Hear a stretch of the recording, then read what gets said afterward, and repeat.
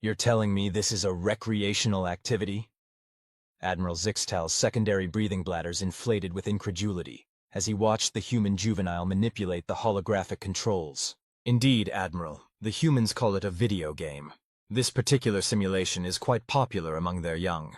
Science Officer Ven adjusted her sensory stalks to better observe both the Admiral's reaction and the human child seated at the simulator station.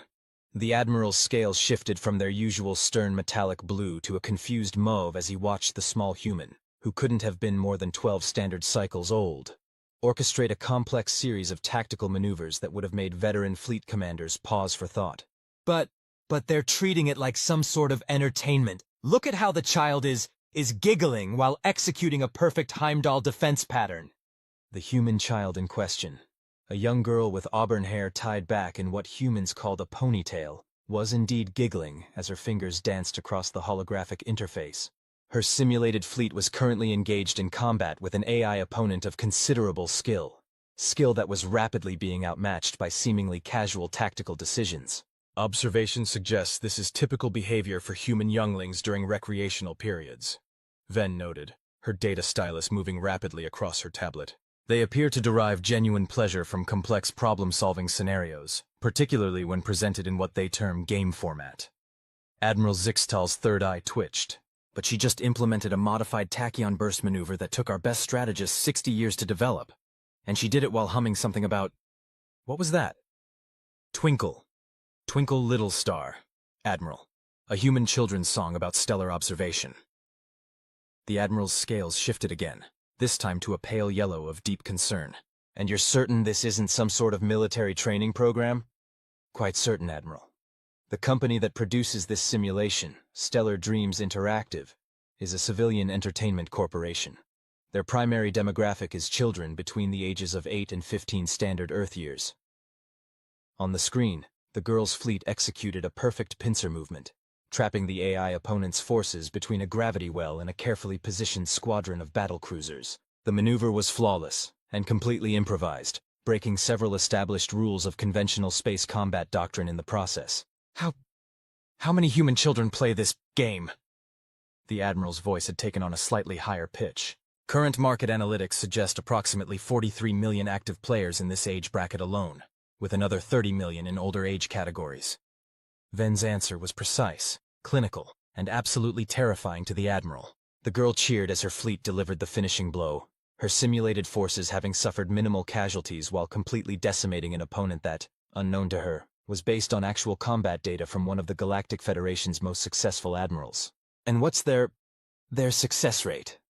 Zixtal couldn't tear his eyes away from the victory screen, where the girl was now casually customizing the paint scheme on her flagship while humming another tune. On average, human players achieve victory in 73% of scenarios, with many achieving significantly higher success rates in cooperative play modes. Ven paused before adding, "It should be noted that the difficulty settings in this simulation are actually quite accurate to real space combat scenarios. The developers apparently did extensive research using publicly available military historical data." The Admiral's scales had now shifted to an almost transparent white, a sign of extreme distress in his species. "You mean to tell me that millions of human children are casually mastering advanced space combat tactics? For fun?" "Correct, Admiral. Though I should point out that this particular simulation is considered somewhat outdated by current standards. The newer versions include significantly more complex scenarios involving multidimensional space folding and quantum entanglement tactics." The girl, having finished customizing her fleet's appearance to her satisfaction, was now starting another round. This time she had activated what the interface labeled as Challenge Mode. What is Challenge Mode?" the Admiral asked, knowing he would regret the question. "Oh, that's quite interesting, actually." Ven brightened, her sensory stalks perking up with scientific enthusiasm. "In Challenge Mode, players must achieve victory while dealing with random event modifiers, such as reactor failures, spatial anomalies, crew mutinies, and temporal paradoxes. It's quite popular among younger players who find the standard mode too easy." The Admiral watched in horrified fascination as the girl casually dealt with a simultaneous reactor breach, pirate raid, and temporal duplicate of her own fleet, all while continuing to hum and occasionally pausing to sip something called a juice box. "Ven," the Admiral spoke slowly, his scales now cycling through colors faster than a malfunctioning holographic display. Please tell me that humans at least take longer to master these scenarios than they do to mature physically. Oh no, Admiral. Most achieve basic proficiency within their first few standard months of play. This particular human has been playing for approximately 2 standard Earth years, which is considered a moderate amount of experience. Would you like to see the statistics for players in the competitive leagues? Competitive leagues? Yes, they organize tournaments. The most recent international championship included over 3 million participants under the age of 13. The winning strategy actually resulted in several academic papers on theoretical physics and tactical applications of quantum. Admiral? Admiral, are you well? Your scales appear to be stuck in a chromatic feedback loop. The Admiral had slumped into his hover chair, all 3 eyes fixed on the screen where the human child was now attempting to beat her previous record while playing with one hand, the other occupied with something called a peanut butter sandwich. Ven, he finally managed to speak. I need you to prepare 3 reports. First, a detailed analysis of human recreational activities and their apparent effect on tactical development. Second, a comprehensive review of our current military training programs and why they take 20 cycles to teach what human children learn in months. And third, he paused, watching as the girl casually solved a quantum physics equation that had baffled his best scientists for decades, apparently just to unlock a new ship skin. A letter of resignation from my position as Admiral. I believe I need a career change. Oh? Ven's sensory stalks tilted inquisitively. What field were you considering, Admiral? Video game development, he replied weakly. Specifically, educational software for our younglings. It seems we have quite a bit of catching up to do. A wise choice, Admiral. Though you should know that the human gaming industry is quite competitive. This simulation was actually developed by a team led by a 16-year-old human as part of something called a summer project. The Admiral's scales finally settled on a deep, resigned gray. Ven, please stop helping. The girl finished her round with a perfect score, declared the game pretty fun, I guess, and switched to doing her mathematics homework, which, unknown to the watching aliens, involved theoretical calculations that would revolutionize FTL travel in about 15 years, when she decided to pursue a fun side project during her college breaks. As the Admiral contemplated the implications of an entire species that treated complex tactical and scientific concepts as casual entertainment, the girl's younger brother walked in, asking if she wanted to play something more challenging. He was carrying a device labeled Quantum Mechanics Puzzle Paradise, Kindergarten Edition. The Admiral's scales went completely black, and he fainted. Ven made a note in her research log. Humans continued to display remarkable cognitive capabilities, particularly in their ability to transform complex problems into entertainment. Additional study recommended. Personal note. Consider enrolling in human elementary school for comparative analysis. In the background, the girl's brother had loaded up his game and was cheerfully explaining to his sister how he had discovered 3 new laws of physics while trying to beat level 4. She nodded absently, already seeing how his discoveries could be applied to improve her fleet's propulsion systems in her simple space game. Somewhere in the vast expanse of space, reality itself seemed to chuckle. The humans were at it again, doing the impossible without even realizing it was supposed to be impossible, and they were having fun doing it. That was perhaps the most terrifying part of all. 2 standard cycles had passed since Admiral Zixtal's fateful encounter with human recreational activities. The former Admiral, now Professor Zixtal of the newly established Institute for Human Educational Methodologies, sat in his office reviewing the latest batch of reports. Professor, Ven's familiar voice came through the communication system. You'll want to see this immediately. Unless another human child has accidentally solved the unified field theory while playing hopscotch, I'm rather busy. Zixtal replied, his scales shifting to a resigned azure. Actually, sir, it's about that simulation, the one with the girl from 2 cycles ago. Zixtal's scales rippled with interest. Go on. She submitted a patent application. Apparently some of her fleet modifications weren't just for aesthetics. The former Admiral's 3 eyes blinked in rapid succession. She's... What? The application includes detailed specifications for a new type of quantum-shifted propulsion system. She credits the inspiration to, and I quote, trying to make my ships do the cool spinny thing in Stellar Dreams 3000. Zixtal's office door slid open, revealing Ven with her sensory stalks twitching in barely contained scientific excitement. She was holding a data tablet displaying technical specifications that made the former Admiral's scales cycle through several previously undocumented colors. But this would revolutionize deep space travel. The energy efficiency alone is... He trailed off, reading further.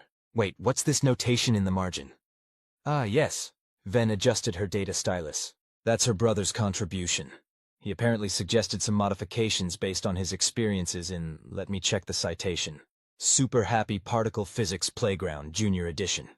Zixtal slumped in his hoverchair. Their games are more advanced than our cutting-edge research laboratories. Oh, that reminds me. Ven brightened. We've received a response from the Human Educational Advisory Board regarding our proposal to implement similar methodologies in our educational system. And? They're very enthusiastic about the collaboration, though they did suggest we might want to start with something simpler than our proposed basic quantum mechanics simulator. Simpler? Zixtal's scales shifted to a puzzled mauve. But we designed that for primary education, based on their models. Yes, well, Ven consulted her notes. They felt it might be too basic for that age group. They've suggested we instead adapt it for what they call preschool level and add more complex variables. The former Admiral's scales went through another new color combination. Preschool?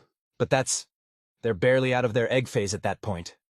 Larval phase in human terms, sir. And yes, apparently that's when they begin basic particle physics education through play. The advisory board sent over some sample curricula. Zixtal reviewed the documents, his third eye twitching sporadically. This is their idea of basic? The quantum entanglement mechanics alone would challenge our senior researchers. Indeed, though I should note that the human educators felt our graphics were, quote, not sparkly enough to maintain toddler engagement. They've suggested adding more animated characters and something called dinosaurs to improve entertainment value. Dinosaurs? In a quantum physics simulator? Apparently, they find it helps children visualize quantum superposition states. Something about Schrödinger's T-Rex being more relatable than his cat. Zixtal was about to respond when his computer chimed with an urgent notification. Now what? Ah. Ven's sensory stalks curled in amusement. That would be the update about the girl's brother. Remember that game he was playing? Quantum Mechanics Puzzle Paradise. The kindergarten one, yes? He's just published a paper in the International Journal of Theoretical Physics. Something about discovering a new quantum state while trying to make his virtual particle dance better. The former Admiral's scales settled into what Ven had come to recognize as his humanity-induced existential crisis color, a unique shade of pulsing ultraviolet that had become quite common among xenologists studying human educational methods. Ven, he said slowly, do you remember when we thought discovering faster-than-light travel was our species' greatest achievement? Of course, sir. It only took us 3,000 years of dedicated scientific advancement. And how long did it take humans to discover it? According to historical records, a human child discovered the basic principles while trying to make their toy spaceship go whoosh more effectively. The actual implementation took approximately 6 months once they showed their crayon drawings to their physicist mother. Zixtal nodded slowly. And do you know what I find most terrifying about all this? What's that, sir? They still think they're playing. As if to emphasize his point, another notification chimed, this one announcing that a human preschool had just submitted a group project to the Galactic Science Foundation. The project, titled Why Space Goes Bendy When You Tickle It, a finger-painting study in spatial manipulation, was already being hailed as groundbreaking by leading theoretical physicists. Sir, Ven said after a moment of contemplative silence, the Human Educational Advisory Board has sent another message. They're suggesting we might want to add something called finger painting to our advanced physics curriculum. Of course they are. Zixtal sighed, his scales settling into a new shade that somehow managed to convey both resignation and awe. Schedule it for next term. And Ven? Yes, sir? Order some dinosaur stickers for the Quantum Visualization Lab. If we're going to do this, we might as well do it properly. Already done, sir. Though I should mention that the human advisors feel our definition of proper might be, in their words, a bit too serious for optimal learning engagement. Too serious? We've already added musical elements to the gravitational wave studies. Yes, sir, but apparently our choice of classical harmonics was, quote, not bouncy enough. They've suggested something called the quantum physics hokey pokey instead. The former admiral's scales shifted to yet another previously undocumented color. The universe is a very strange place, Ven. Indeed, sir. Though according to the latest paper from that human preschool, it's actually several places at once, depending on whether you're observing it or playing peekaboo with it. Was that a joke, Ven? No, sir. That's their actual experimental methodology. The results are quite impressive, actually. Zixtal stared at his computer screen, where notifications of new human educational breakthroughs continued to appear with alarming frequency. You know what the strangest part is, Ven? What's that, sir? I'm actually starting to enjoy this. Perhaps we should add some dinosaur stickers to my office as well. An excellent suggestion, sir. I believe that would qualify as a valid educational enhancement under the new guidelines, though the human advisors might suggest we also add what they call googly eyes for optimal learning engagement. Googly eyes it is, then, Zixtal declared, his scales shifting to a warm, amused gold. After all, if we're going to revolutionize our understanding of the universe, we might as well have fun doing it. Very human of you, sir. Thank you, Ven. I believe that's the nicest thing anyone's ever said to me. And somewhere in the vast expanse of space, reality itself continued to chuckle. The humans were still at it, still doing the impossible, still having fun. And now they were teaching others to do the same. The universe, it seemed, would never be the same.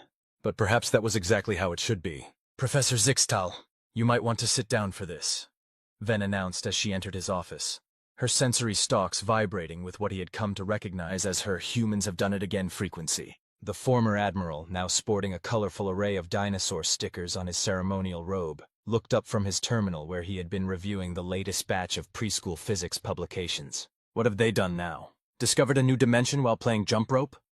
Not exactly, sir. Remember that propulsion system patent from the young human girl? Of course. The one derived from trying to make her ships do the cool spinny thing. His scales shifted to a fond azure at the memory. Well, she's just presented the practical implementation at her school's science fair. Zixtal's third eye blinked rapidly. She what?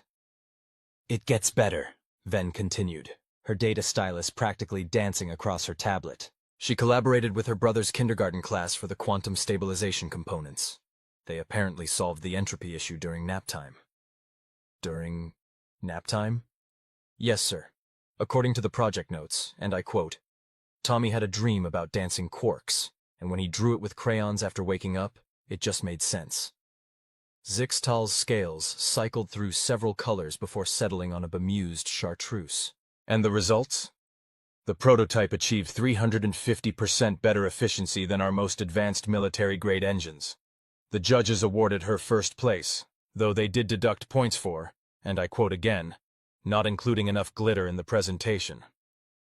The professor slumped in his hover chair, which now sported googly eyes and a small sign reading, Learning is Fun, in both standard galactic and crayon.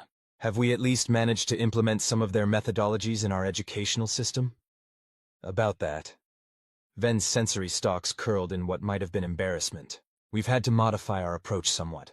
It seems our initial attempts were still too structured. Too structured? We literally added musical numbers to quantum mechanics classes. Yes, sir, but according to our human advisors, our version of the quantum physics hokey-pokey was, in their words, mathematically precise, but lacking in silly dance moves. So what do they suggest? They've provided several recommendations. First, they suggest replacing our traditional meditation chambers with something called bounce houses for advanced theoretical physics classes. Bounce houses? Apparently, the variable gravitational environment helps students visualize multiple dimensions, though they note our current design is not bouncy enough for optimal cognitive enhancement. Zixtal's scales shifted to a thoughtful purple. And this works? Our pilot program saw a 400% increase in theoretical breakthroughs, though we did have to install additional ceiling padding after some particularly enthusiastic multidimensional visualizations. Before the professor could respond, his computer chimed with an urgent notification. His third eye widened as he read the message. Is this accurate? If you're referring to the news about the girls' elementary school quantum physics club, then yes, Ven confirmed. They've just submitted a proposal for reorganizing the structure of space-time to, and I'm quoting directly, make it more fun to zoom around in. And the theoretical basis for this proposal? Derived entirely from what they call playground testing, Apparently, they discovered 17 new universal constants while playing on the swings.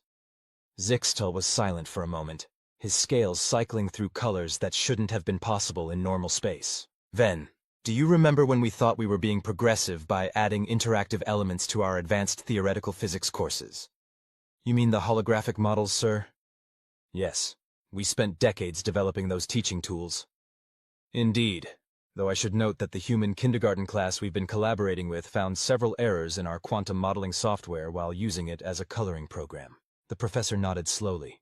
And their solution? They suggested we make it more wiggly and add sound effects. Their modified version has already been adopted by 3 major research institutions. Another notification chimed, and Zixtal's scales went completely transparent for a moment. Then, please tell me I'm misreading this. The report about the preschool terraforming project? I'm afraid not, sir. They successfully modified an entire planet's ecosystem while attempting to, quote, make a better sandbox. But how? According to the project notes, they were inspired by something called ant farms and decided to make one that was planet-sized. The resulting biological engineering principles are, well, several leading xenobiologists have requested early retirement to, in their words, rethink everything we thought we knew. Zixtal's scales had begun to emit a faint glow, a phenomenon that had been increasingly common among academics studying human educational methods. And our own students? Showing remarkable progress, actually. Once we implemented the human-suggested modifications, including the mandatory Silly Hat Fridays and quantum mechanics seminars, we've seen unprecedented improvements in both theoretical understanding and practical application. The silly hats help? Apparently, sir, though the human advisors suggest we might want to add more pom-poms. Just then, another notification appeared, this one marked with highest priority. Both aliens stared at the screen in silence for several long moments. Then, Zixtal finally spoke, his voice barely a whisper. Are they saying what I think they're saying? If you're referring to the human girl's latest project, then yes. She and her brother's kindergarten class have apparently discovered a way to, quote, make space, give high fives. And this means they've successfully manipulated the fundamental forces of the universe to create stable, controllable wormholes. The technique was developed during what they call arts and crafts time. The professor's scales began cycling through colors so rapidly that Ven had to adjust her sensory stalk's sensitivity. The implications are quite enormous, yes, though according to the project notes, they're mainly excited about using it to, quote, share snacks with kids on other planets. Zixtal was quiet for a long moment before speaking again. Ven, I believe it's time we fully committed to this new educational paradigm. Sir? Schedule an emergency meeting with the Institute's board, and Ven? Yes, Professor? Tell them to bring crayons. We have a lot of catching up to do. As Ven left to make the arrangements, Zixtal looked at the googly eyes on his hover chair and smiled, his scales settling into a warm, optimistic gold. The universe might never be the same, but perhaps that was because it was finally learning how to play. And somewhere in the vast expanse of space, reality itself wasn't just chuckling anymore. It was dancing. After all, a universe populated by humans and their newfound alien students was bound to be a lot more interesting than anyone had ever imagined. Especially during arts and crafts time. The Galactic Council chamber had never seen anything quite like this. The normally austere hall was now decorated with colorful drawings, dinosaur stickers, and an assortment of what humans called inspirational posters, featuring cats hanging from branches with captions about perseverance. Professor Zixtal, formerly Admiral Zixtal, stood before the assembled representatives of 200 species, his ceremonial robes now adorned with not only dinosaur stickers, but also light-up elements that pulsed in sync with his scale colors. Honorable representatives, he began, his third eye focusing on the holographic presentation floating above the chamber floor. I stand before you today to discuss the most significant advancement in galactic education since the invention of neural knowledge transfer. The chamber stirred with interest, sensory appendages of various kinds twitching and swiveling toward the speaker.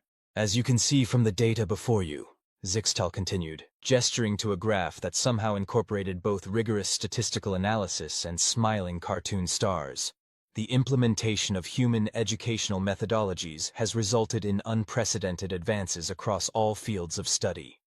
Ven, standing beside him with her data stylus decorated with what humans called washi tape, brought up the next slide, a comparison of traditional galactic educational outcomes versus those achieved through what they now called the Human Fun Factor Protocol.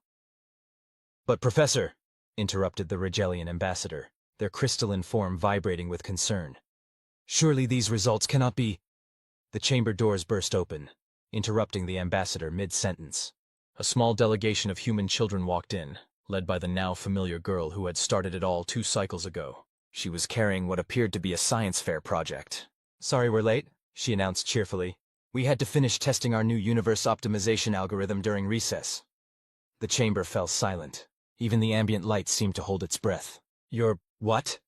The Rigelian ambassador's crystalline structure briefly lost coherence.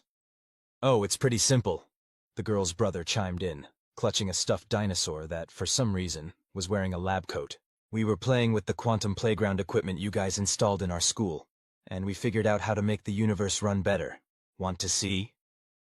Before any of the assembled diplomats could respond, the children had set up their project, a contraption that appeared to be constructed primarily from recycled materials, glitter glue, and what looked suspiciously like parts from a toy spaceship. "Now watch this," the girl said, pressing a button decorated with a smiling star sticker. The laws of physics in the chamber briefly rearranged themselves into a more efficient configuration. Several theoretical physicists in attendance immediately fainted. "See?" she beamed.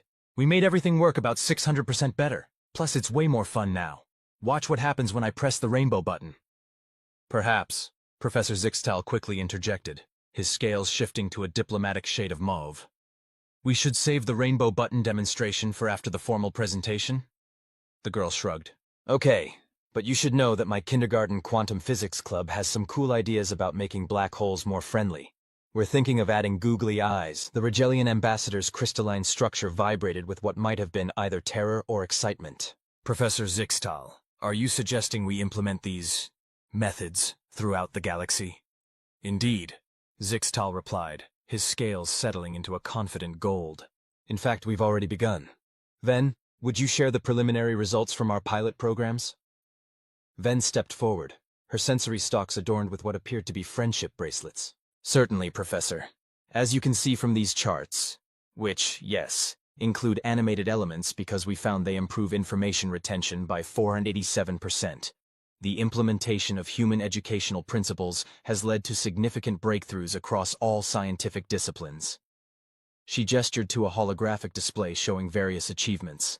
A quantum physics class that had discovered 3 new fundamental forces during a game of hopscotch, a xenobiology study group that had revolutionized genetic engineering while making friendship bracelets, and a theoretical mathematics seminar that had solved several millennium-old problems during what humans called a pillow fort brainstorming session. But this goes against all traditional educational theory," protested the Centaurian representative, their tentacles writhing in agitation. "Traditional educational theory didn't include dinosaur stickers," the girl's brother pointed out sagely, hugging his stuffed dinosaur. "Everything's better with dinosaur stickers, even quantum entanglement." "He's right, you know," Ven added, pulling up another chart. "Our studies show a direct correlation between the application of dinosaur stickers and breakthrough theoretical insights. When combined with googly eyes, the effect increases exponentially." The chamber erupted in discussion, thousands of voices debating the merits of this revolutionary approach to galactic education. The debate might have continued indefinitely if not for what happened next. The girl, who had been quietly tinkering with her project during the discussion, looked up suddenly. "Oh hey, I think I just solved the dark matter problem. Turns out it was just shy and needed some encouragement. And stickers, mostly stickers." The chamber fell silent again as several thousand of the galaxy's most brilliant minds processed this casual announcement. Would you care to elaborate?" The Rigelian ambassador had finally managed to stabilize their crystalline structure. "Sure." She pulled out a crayon drawing that somehow contained equations that made the attending theoretical physicists gasp. "See, we were having art time in our advanced quantum mechanics class, you know, the one for 3rd graders. And I noticed that if you look at the universe from this angle," she turned the drawing sideways, "and add some glitter, well, it all just makes sense." Professor Zixtal's scales had begun to emit a soft glow of pride. "And this, honorable representatives, is exactly why we must embrace these methods. The human approach to education, combining rigorous scientific principles with what they call fun, has proven more effective than any traditional system in galactic history. But where will it end? Someone called from the chamber floor. End? The girl looked puzzled. Why would we want it to end? We're having fun. Oh, that reminds me. We figured out how to make time go sideways during jump rope yesterday. Want to see? Several temporal physicists clutched their datapads protectively. One of them whispered, "That's not possible, is it?" "Of course it is," her brother said, still hugging his dinosaur. "You just have to ask it nicely, and use the right color crayons." Professor Zixtal stepped forward again, his scales now pulsing with an optimistic rainbow of colors. "Members of the Council, we stand at a crossroads. We can either continue with our traditional methods, or we can embrace this new paradigm. One where learning and discovery are not just tasks to be completed, but adventures to be enjoyed." He gestured to the children, who were now teaching some junior delegates how to make friendship bracelets that could fold space. "These young humans have shown us that the most profound discoveries often come not from rigid study, but from the simple joy of exploration and play. Also," the girl added helpfully, "everything really does work better with dinosaur stickers. We proved it mathematically, during snack time." And so it was that the Galactic Council, faced with irrefutable evidence, and some very convincing dinosaur stickers, voted unanimously to adopt what would become known as the Human Fun Factor Protocol across all educational institutions in known space. As the chamber erupted in cheers, and some spontaneous quantum phenomena caused by over-enthusiastic application of glitter, Professor Zixtal turned to Ven. "You know," he said, his scales shifting to a contemplative blue, "I believe we've only begun to scratch the surface of what's possible." "Indeed, Professor," Ven replied, adjusting her friendship bracelet-adorned sensory stalks. "Though I should mention that the Kindergarten Quantum Physics Club has submitted a proposal for their next project." "Oh? They want to make the universe more user-friendly. Their initial proposal involves adding background music and what they call achievement unlocks to fundamental forces." The professor's scales cycled through several amused colors. "And their methodology?" "Finger painting and interpretive dance primarily, though they insist the dinosaur stickers are crucial to the process." Zixtal nodded sagely. "Of course they are, Ven. Of course they are." And somewhere in the vast expanse of space, reality itself wasn't just dancing anymore. It was having the time of its life. After all, with humanity teaching the galaxy how to play, the universe was bound to become a much more interesting place, especially once they added the googly eyes. The end.